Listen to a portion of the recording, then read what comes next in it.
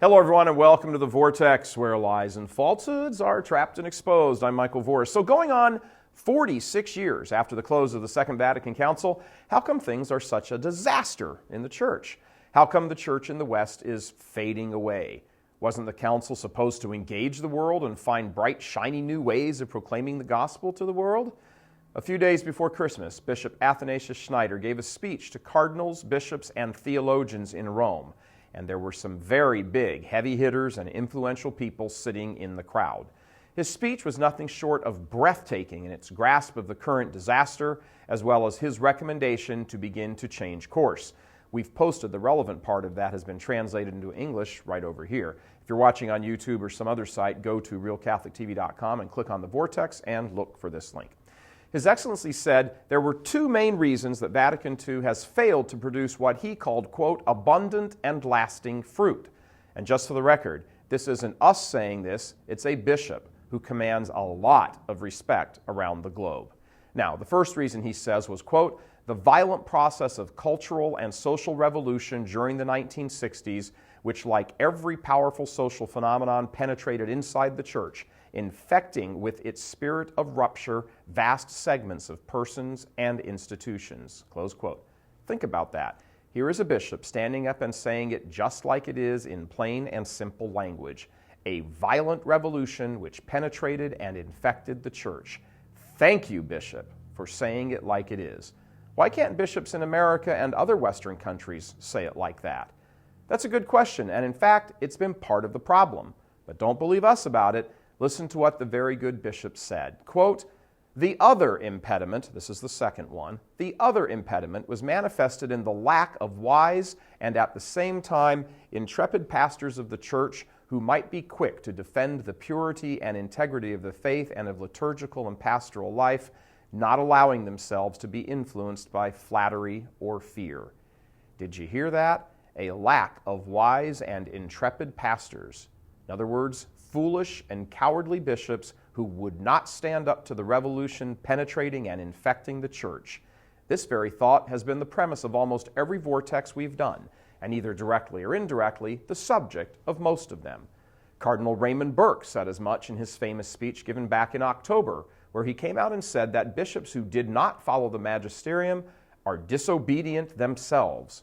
One thing has been absent in the church for decades now, a sufficient number of bold, wise, brave bishops who say it like it is and fight for the people of God. In the absence of those types of bishops, we have been, by and large, subjected to politically minded wheelers and dealers who are more concerned with never giving offense than challenging the moral decay all around them. They have appointed chancery staffs of weak-kneed yes-men who have a completely different view of the church than what she is. The church on earth, what used to be called and still is the church militant, its role is to do battle with evil, to get down in the trenches and slug it out to the death. Let's ask a serious question here. Do you get the idea, the feeling, the sense that this is what your local bishop is inspiring the faithful to do? Does he make headlines in the local press for defending the faith? Think Bishop Thomas Olmsted in Phoenix, or Bishop John Nienstedt in Minneapolis, or Bishop Thomas Tobin in Rhode Island, or Bishop Robert Vasha in Oregon. As our Holy Father said last month, these days are comparable to the Roman Empire, where the sun was setting over an entire world, and that the very future of the world is at stake. So what's going on in your diocese? Are you being prepared for the vast upheaval that is surely coming? It doesn't take a genius to see that the church in the West stands on the brink of being driven back into the catacombs. Already in other places in the world, new Catholic martyrs are being added to the rolls practically every day.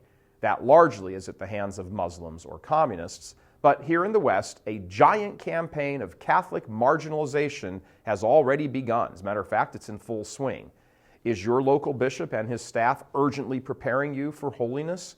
Are they talking to you about the hard issues of contraception and homosexuality and abortion? Do you have the sense they have a fire burning inside them to help save your soul?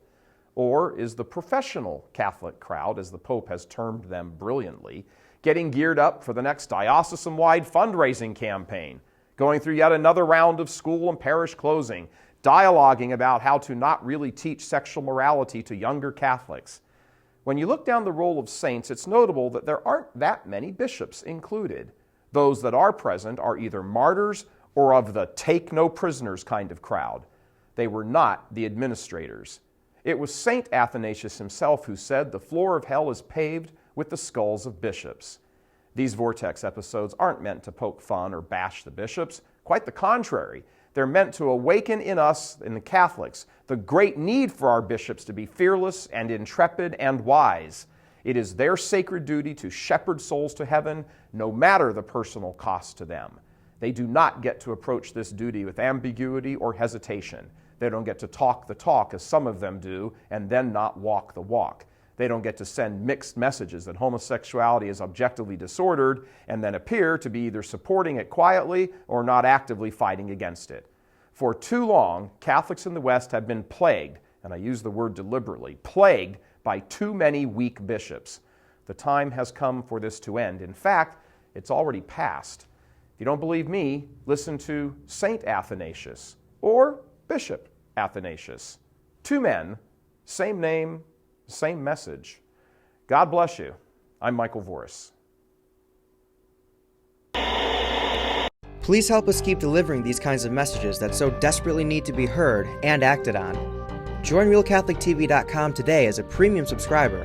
Become immersed in the faith established by Jesus Christ. The Catholic Church is the only hope against evil because that is its God-given mission. As our Lord said, "Apart from me, you can do nothing." Join RealCatholicTV.com today as a premium subscriber and come to learn and love Christ more deeply.